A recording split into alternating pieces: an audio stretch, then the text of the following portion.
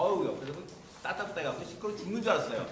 다른 것보다도 오늘 그 모시는 두 분, 지금 제 왼편에 계시는 분이 박계성 부사장이에요. 아마 두 남자 쇼나 딱 한 종목을 들으셨던 분들은 아마 특히 아셨을 텐데요. 화장품 업계에서 몇 년이죠?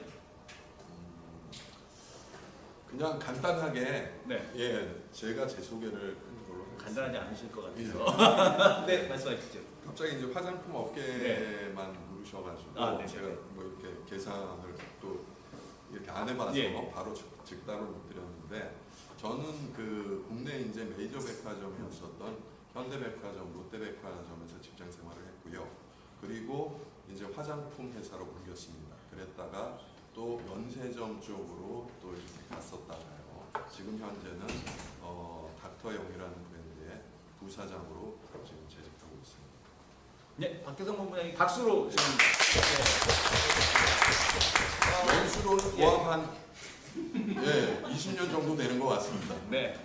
지금 그 이학년 전문위원님께서도 박계성 본부장님 때문에 작년에 호텔 신라 날로 먹었다라고 하고 올해도 그 라네즈에 대한 얘기를 해주셔서 또 이제 그 아모레퍼스틱에 대한 좀 하셨는데, 사실은 저도 좀 수혜를 받습니다. 부사장님. 그렇습니까? 예, 작년에 한국경제TV에서 그 승률 게임 대회 할 때 제가 리옹푸첸 추천했거든요. 그 얘기 듣고 그래갖고 리옹푸첸으로 1등 한번 했었습니다. 네. 그 박계성 본부장님이셨고요. 또 지금 제 오른쪽에 계시는 분은 바바 F&B 대표셨다가 바바 F&B 매각을 잘 팔았습니다. 네. 네, 어디다 매각하셨습니까? 아직 얘기하지 말라고. 얘기하지 말라고 그랬습니까? 예, 그럼 그거는 아직까지 그 옥터 레코드로 나중에 듣도록 하겠고요. 바바 F&B 대표셨다가 지금은 또 그 운영을 하고 계시죠. 네, 지금 이제 체인 다시 준비하고 있습니다. 다시 준비를 하고 계시고 창업 컨설턴트이자 자동차 또 이렇게 관련된 파워블럭으로서 활동하고 계시는 이석준 대표님을 모셨습니다. 반갑습니다. 이석준 대표님 같은 경우는 낙한 종목 그 팟캐스트에 많이 출연하시지는 않으셨어요. 근데 그때 당시에 딱 나와서 말씀해 주신 얘기가, 나는 주식 잘 모르지만 CJ ENM이 관심이 간다. 그리고 또 하나가 CJ 제일이다. 이분이 삼성하고 맞서시는 분인가? 라는 생각을 했는데, 어쨌든 간에 뭐 두 종목 다 지금 최근에 가장 핫한 그런 모습을 보여주고 있어서 잘 모르겠지만 어쨌든 간에 주식을 그렇게 많이 하시진 않으셨죠. 거의 하시지 않으셨지만 역시 우리가 이 주식을 하는 사람 입장에서 보게 되면 업계에 계시는 분들 얘기를 들어봐야 돼요. 그랬을 때 거기서 우리가 정말 투자에 대한 진짜 정보들을 얻을 수 있다라고 판단이 됩니다. 자, 박계성 본부장님께 이제 먼저 한번 여쭤볼 텐데요. 화장품에 대한 동향, 화장품 시장에 대한 동향, 최근 동향 짧게, 그리고 중국 시장에 대한 전망까지 좀 해주셨으면 좋겠고요. 이제 국내 화장품 업계에 대한 전망까지 이렇게 버무려 주시면서 제가 질문을 마지막에 하나 드릴 거예요. 궁금한 거 하나. 그게 뭐냐면 이제 LG 생활 건강에 대한 그 얘기를 좀 드릴 텐데, 그 전까지 한번 화장품 업계에 대한 동향 한번 정리해 주시죠. 예, 여러분들께서도 뭐 화장품이라는 품목 부분에 있어서는 특히 여성분들께서 관심을 많이 가지고 계신 부분으로 알고 있고요. 그리고 또 남성분들께서도 요즘에 또 남성의 또 화장품 시장 파이가 많이 커지다 보니까는 아무래도 그 사회적으로도 좀 이슈되는 부분의 그 산업군이 화장품 상품군이 아닌가 생각이 듭니다. 저도 그 백화점에서 현직으로 있을 때 그 화장품 상품군의 브랜드 입회점을 하는 부서가 이제 메이본부라는 부서가 있습니다. 그쪽에서 화장품 이제 CMD 취파형 경험을 했고요. 그러면서 실질적으로 그 어떤 언론이라든지 매체에서 또 뉴스에서 간혹 이렇게 나오는 정보가 아니라 제가 실질적으로 오랜 기간 그 현장에서 이렇게 그 상품군의 트렌드라든지 이런 부분을 봐왔기 때문에 누구보다도 그 실질적인 그 현장에서의 체감지수 부분이 언론 부분에서 발표될 때는 조금 또 왜곡되는 부분들도 있습니다. 그래서 있는 그대로 제 경험에 비추어서 좀 말씀을 드리도록 하겠습니다.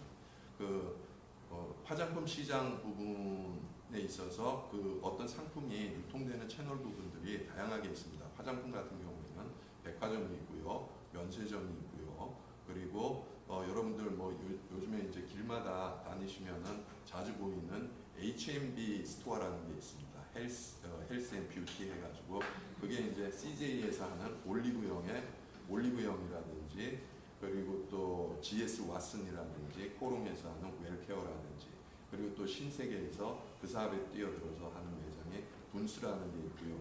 최근에 이제 롯데에서 또 롭스라는 그런 이제 오프라인 매장 부분, 그런 채널 부분들을 이제 드롭스토어 채널이라고 합니다. 그런 데가 있고 개별 브랜드의 브랜드 샵들 많이 보셨을 겁니다. 이니스프리라든지 뭐 스킨푸드라든지 동네에 있죠.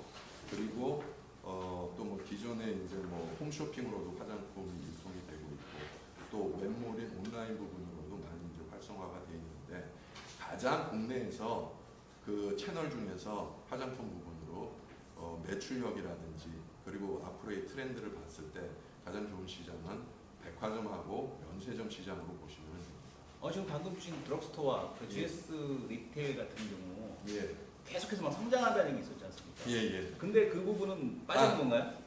그래서 이제 이런 부분들이 아까 제가 모두에 말씀드린 그 언론에서 이렇게 접하는 정보하고 네네. 실 현장에 몸담고 있는 사람이 느끼는 부분하고는 굉장히 갭이 있는데 일반적으로 일반 고객분들은 동네 주변마다 곳곳에 올리브영 그 드럭스토어들이 많이 이렇게 예전에 비해서 점점 많이 생기는 걸 보고 점점 더 많이 생기는 거는 그만큼 영업이 잘 되고 장사가 잘 되니까는 더 많이 생기는 게 아닌가 이렇게 생각하실 수가 있습니다. 근데 그 보다 중요한 부분은 그 올리브영이 그렇게 점포를 많이 개설하게 된 부분은 예를 들어서 전년에 100개의 오프라인 매장이 있었는데 금년에도 그 전년에 있었던 100개의 오프라인 매장하고 매출 신장률을 비교했을 때 전년에 비해서 떨어집니다.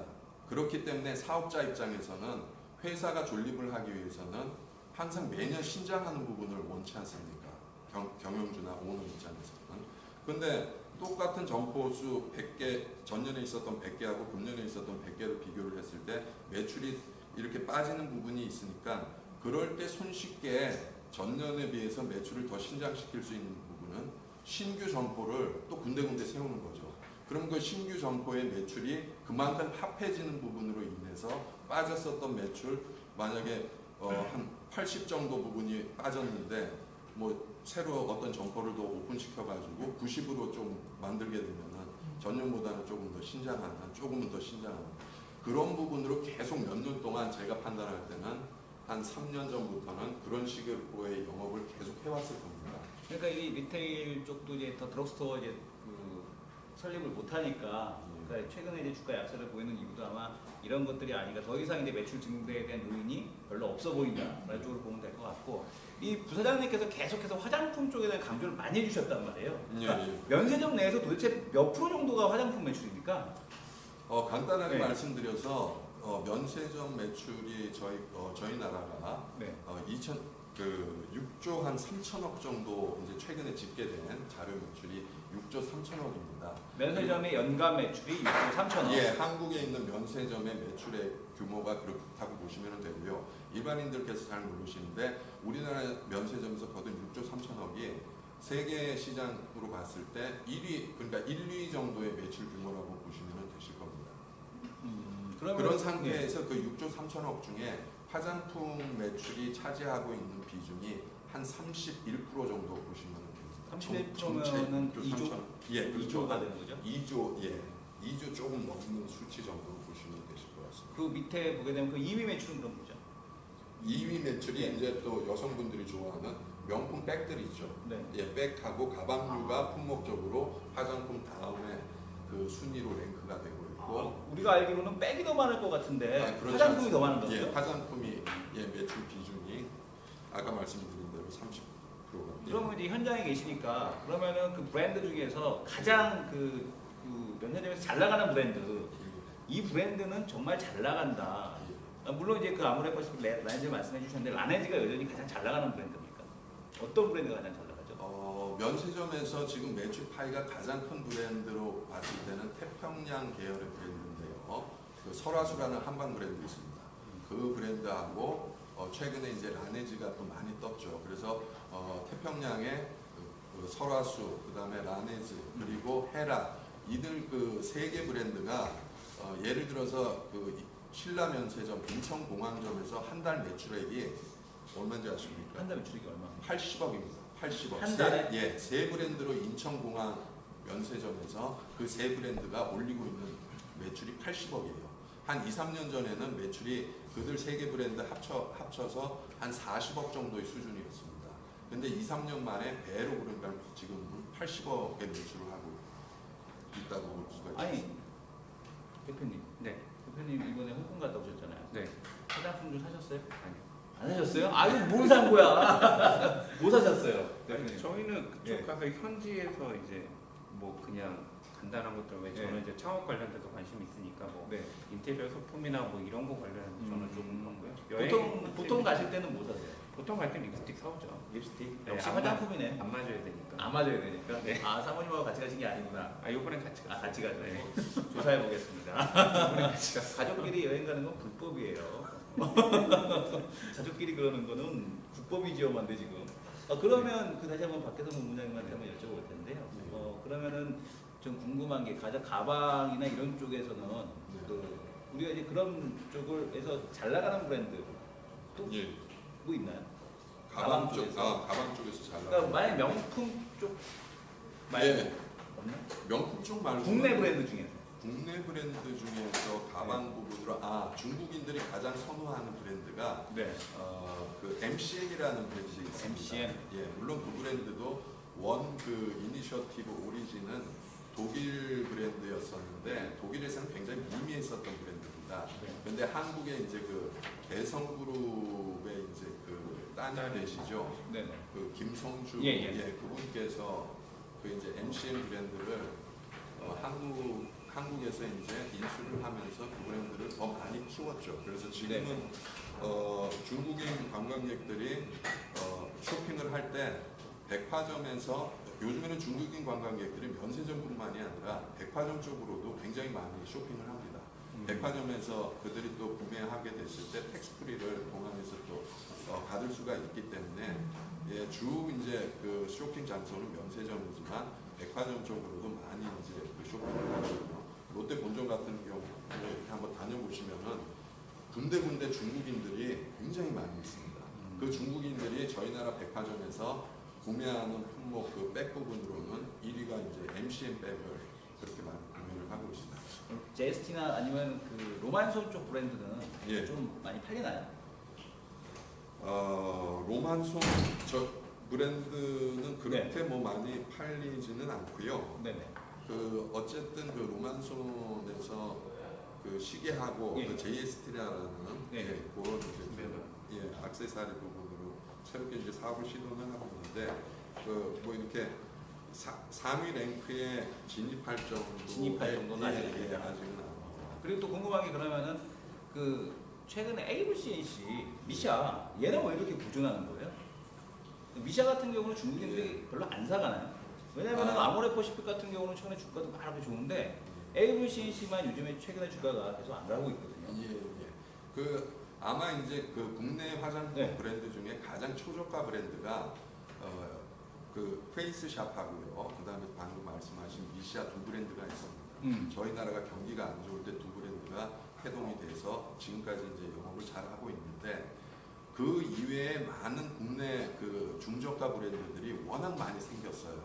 그래서 그 처음에는 그들밖에는 이제 거의 그 대기업 계열 브랜드 빼고요. 중소 이제 기업에서 만들어낸 어떤 그 합리적인 가격대의 브랜드가 그들 처음에는 그들 브랜드밖에 없었던 상태에서 너무 많은 이제 브랜드들 그 이외에 그 뭐 닥터자르트라든지 그리고 또 뭐 이츠스킨이라든지 토니몰이라든지 스킨푸드라든지 이니스프리라든지 엘리샤코이라든지 많은 브랜드들이 너무 많이 생겼습니다. 근데 상대적으로 그 브랜드들의 그 제품 품질이 물론 미샤나 페이스샵보다는 조금 가격은 조금 더 비싸기는 하지만 아무래도 더 퀄리티가 좋습니다. 그렇다 보니까는 국내 소비자들 입장에서는 너무 그 초저가 뭐 돈도 물론 경제적인 부분도 중요하지만 그렇게 가격 차가 해외 글로벌 브랜드처럼 아주 그렇게 너무 터무니없이 또 비싸면은 뭐 그렇게 안 되는 부분이 있는데 그런 지금 제가 불러드린 브랜드의 그 제품들은 퀄리티도 좋으면서 그들보다는 가격이 그렇게 많이 비싸지 않고 조금 비싼 정도이기 때문에 그런 쪽으로 많이 또 고객들이 이탈하는 부분 현상이 있습니다. 그렇기 때문에 그 미샤가 영업이익적인 부분이 그렇게 좋지는 않은 거죠. 사실 국내에서 그 아모레하고 견줄 수 있는 회사는 예, LG 생활건강 아닙니까? 예, 그렇습니다. 그죠? 예, 그러니까 호적이죠. 예. LG 생활건강이 중국에다가 이제 페이스샵 예. 지금 직판 구조를 가져가겠다라고 얘기를 하고 있고 최근에는 그 미국의 화장품 기업이죠 엘리자베스 아덴을 1조 원을 주고 인수하겠다는 얘기를 하고 있는데 그 부분에 대해서 어떻게 외에도 생각하세요? 많은 브랜드들을 예. LG들이 인수를 많이 예. 했습니다. 아, 예. 예, 예. 그 잘 뭐 나타나지는 않는데 네. 그뭐 보브라는 브랜드도 LG에서 인수를 했고요. 아 보부도 LG에서 예, 예, 그렇습니다.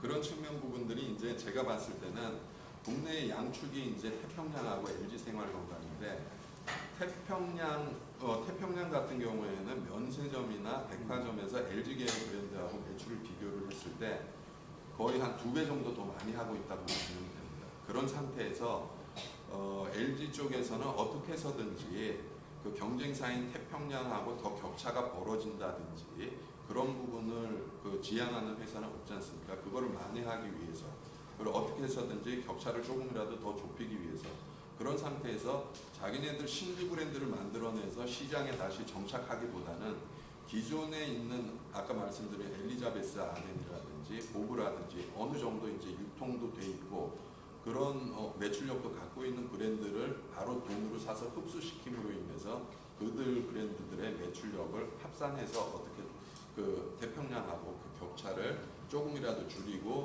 좀 이렇게 대응적인 차원에서 그렇게 하는 그 전략이라고 보시면 될 것 같습니다. 아니 저는 몰랐는데 청호도 그러고 화장품 하는 데가 되게 많더라고요. 청호나이스도 화장품을 하더라고요. 정수기 만드는 네, 정수기 만드는 회사에서 네. 화장품하고 되게 많이 하더라고요. 그래서 화장품이 확실히 돈이 되는 거는 같다라는 생각이 들었습니다. LG 생활건강 글쎄요, 지금 들어보게 되면 뭐 전략적인 일단은 진행에 대한 부분에서 좀 실패하고 있는 게 아닌가. 그것이 역시 주가에 좀 반영되고 있다. 아모레와의 차이점이 거기서 난다라고 좀 보여지고 있고 이석준 대표님에게 좀 물어보고 싶은 건 뭐냐면 이거는 좀 궁금해. 왜냐면 뜬금없이 얘기하는 주식이 나중에 보면 올라가 있어요. CJ ENM도 그때 당시에 되게 안 좋은 얘기 나올 때 아니었습니까? 네, 뭐 주가 조작에 대한 조작. 조작에 대한 얘기 나오고 CJ 제일지담도 막 안 좋은 얘기 나올 때 이제 그때 언급을 해주셨는데 샀어야 돼요. 일본도 갔다 와셨고 안 사셨습니까? 네, 그 일본도 갔다 오셨고 네. 최근에 일본 갔다 오시고 홍콩 갔다 오시면서 이 왔다 갔다 하시면서 이렇게 좀 다 특이하게 보인다. 아니면은 뭐 이렇게 이거는 좀 괜찮아 보인다라는 그런 업종이나 뭐 기업들 있으십니까? 전 그냥 항공사가 더 괜찮을 것 같아요. 그냥 항공사가 괜찮을 것 같다? 네. 아니 그 저비용 항공사 말고? 이번에 홍콩 네. 갈 때 이제 저가 항공을 처음 타봤는데 네. 이제 그 평소에 그냥 홍콩을 본의 아니게 5월달에만 3년을 연속으로 갔어요. 근데 네네. 그 전에 갈 때 같으면 뭐 아시아나 타든가 대한항공 타면 뭐 저희 뭐 아시겠지만 그냥 1터미널에서 타서 딱 내려서 딱 가는데 저가 항공사라고 이번에 타봤는데 금액 차이가 뭐 거의 10만 원 뭐 이하밖에 차이가 안 나는데 2터미널 가서 뭐 셔틀 트레인 타고 또 옮겨갔다가 또 내려서 옮기고 뭐 하다 보니까 네. 시간상으로 소비하는 게 한 2~3시간 정도 더 잡아먹더라고요. 그러니까 그런 것들 보면 이제 저가 항공사 뭐 이제 뭐 상장도 하시고 뭐 그럴 테지만 네. 일반적인 항공사들이 어떻게 보면 그런 프리미엄 서비스나 이런 것들 때문에 실제로 뭐 약간의 어떤 비용 절감을 위해서 처음에 저가 항공이라는 걸 조금 선택을 하겠지만 그 지금 제가 기억하기로는 제가 물 먹어본 주식 중에 이제 아시아나가 있거든요. 아시아나항공. 네.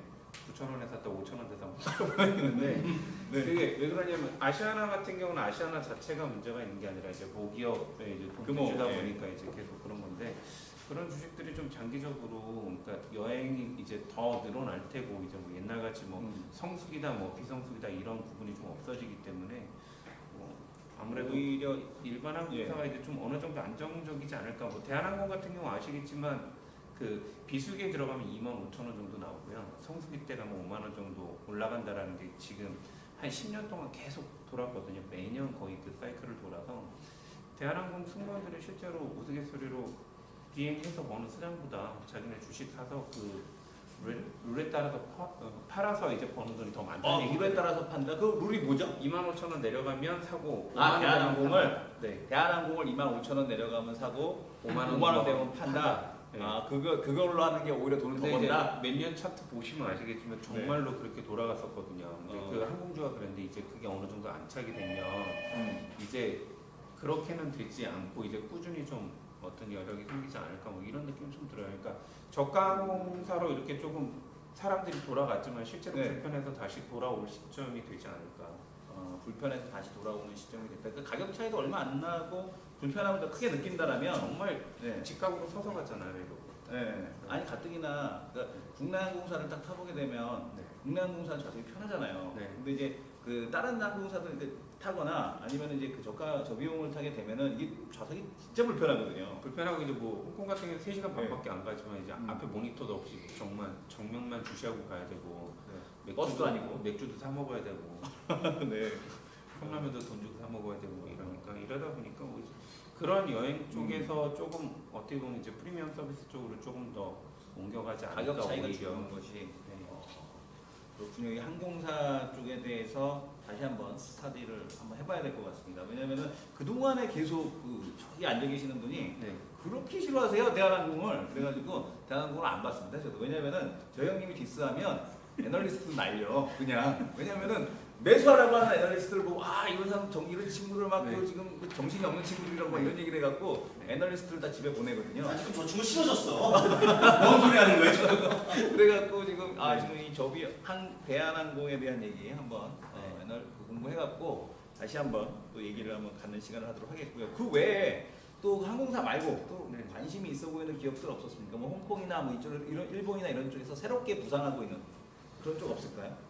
아니 뭐 굳이 주식이 아니더라도 저희가 이제 관련된 기업도 한번 찾으면 되니까 뭐 생각나시는 거 없었습니까? 그냥 개인적으로 보기엔 그런 것들이 있는 것 같아요. 네. 그러니까 그냥 동네 다니시면서 이제 그 먹는 것들이 보면 우리나라는 이제 프랜차이즈가 아무래도 많잖아요. 많다 보니까 뭐를 먹어도 거의 다 프랜차이즈예요. 그러니까 뭐 쉽게 말하면 떡볶이집을 가더라도 떡볶이를 사러 가는 게 아니라 뭐 아따를 가든 뭐 아니면 뭐 조스를 가든 뭐 이런 식이잖아요. 근데 그런 것들이 이제 어느 정도가 되면 좀 약간 무너지지 않을까. 그러니까 그런 이제 먹거리가 뭐 이제 그런 위주로 많이 중심적으로 하겠지만 이제 네. 뭐 홍콩 같은 경우도 물론 그렇게 돼 있는 체인화된 것들이 많지만 이제 기본적으로 이제 그 사람들이 교류가 많아지고 많이 외국 나가는 사람들이 있다 보면 이제 한두 개 점포 정도 선에서 이제 조금 특색 있는 점포들이 좀 늘어나는 부분들도 있고 이제 우리가 지금 관심 가지지 않았던 것들 중에 그러니까 상사들 있잖아요. 그러니까 네. 수입을 해오는 네. 상사들이 상사죠. 지금까지는 뭐 이제 일본이나 홍콩이나 중국 안에서 봤다면 이제 뭐 스페인이나 뭐 이제 유럽에 있는 이제 뭐 올해 들어서 사실 조금 그 좀 도드라지게 보였던 것 중에 신문 기사 중에 보면 수도원 맥주라는 게 기사에 계속 올라온 적이 있어요. 네. 그러니까 뭐 프랑스에 있는 유럽에 있는 뭐 오래된 수도원에서 맥주를 만들어서 뭐 한정 판매를 한다. 이번에 가서 먹었거든요. 홍콩 네. 가서 맛있더라고요. 들어오시게. 네, 근데 이제 그런 식으로 네. 이제 지금까지는 봤던 것들이 유명한 것들에 대한 어떤 이런 것들이라면 이제 그 작은 거 리미티드 에디션으로. 네, 소소한 아이템이지만 이런 것들의 이제 흐름들이 조금 더 많아지지 않을까. 그러면 뭐 전 개인적으로 창업적 관심이 있으니까 주식은 잘 모르겠는데 그런 것들을 수입하는 그 상사들이 조금 더 움직임이 활발해지지 않을까. 하반기에 이제 이슈가 되고 있는 게 이케아. 네, 이케아도 다녀왔죠. 이케아 어떻게 생각하십니까? 이케아는 일단은 한국에서 될까요? 돼요.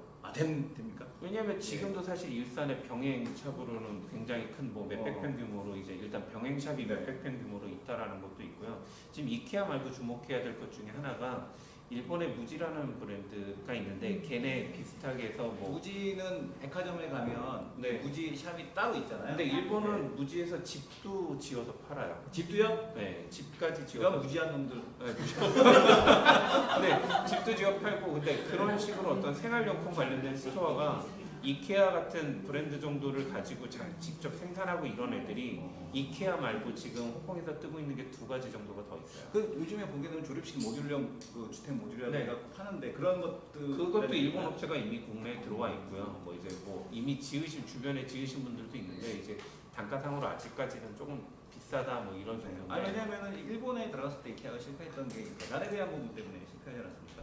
조립. 네, 맨 처음에. 근데 이제 그 이후로 이제 그런 부분을 이제 극복을 만약에 한국 시장에서 한다면, 그러니까 뭐 최근에 뭐 여러 가지 뭐그 배달 업체들, 뭐 CJ 대한통운을 비롯해서 서로 이제 비링 들어가고 있다는 얘기 전해지고 있는데, 뭐 이런 문제만 잘 해결이 된다라면 한국은 되게 가능한 게 뭐냐면 네. 이제 요번에 홍콩 가니까 홍콩도 음식을 배달해주는 네. 애들이 서비스들이 이제 재밌는 오토바이로 얘기 하나 많이 있더라고요. 어저께 네. 이규찬 기자가 우리 네. 인턴사원한테 숙제를 냈어요. 요기요랑 배달민족이랑 앱을 테스트해보라고. 네. 테스트하다가 우리 인턴녀가 밤 10시에 탕수육을 시켰어. 여기 보게 되면은 탕수육을 시킨 사진이 있습니다. 그죠? 네. 네. 탕수육이 어떻게 맞죠? 네. 배달 거 어떻게 해서 소주랑 드셨습니까? 사이다랑 먹었어요. 사이다랑 먹었어요? 네. 소주랑 먹어야 되는지 살이 안 찐다니까. 아침에 출근해야 되니까. 아, 그렇습니까? 예. 네, 그런 식으로 뭐 이제 그 홍콩에서도 한국에서 배달하는 것처럼 이런 것들이 들어가고, 근데 한국이 이케아가 별 문제가 없다라고 보는 가장 큰 이유가 이제 네. 한국에 해주세요라는 서비스가 있잖아요. 해주세요. 네, 사다도 그렇죠. 주고 뭐도 하니까 사실 그런 걸 해줄 수 있는 뭐 사실 회사가 하나 생겨버린 거잖아요. 뭐 강남에서 이제 핑크색 오토바이 타고 다니지만 그럼 얘네들 시켜서 하면 그런 거랑 연계된다고 하면 별로 큰 문제는 없을 거란 말이죠. 왜냐면 이거를 물어본 이유가 뭐냐면 네. 이 하반기부터 시작해서 앞으로 중장기 트렌드 중에 하나 지금 주목을 받고 있는 게 건자재 업종이거든요. 이 네. 건자재 업종에서 뭐 이건창호나 이건산업이나 이렇게 이제 그 경쟁력 있는 업종 그 기업들 같은 경우는 네. 계속해서 이제 실적이 리모델링과 함께 더불어서 좋아질 수밖에 없다는 얘기 나오고 있는데 이 한솔홈데코라든가 이런 일반적인 건자재 쪽 같은 경우는 이케아에 대한 영향을 받을 수밖에 없겠네요.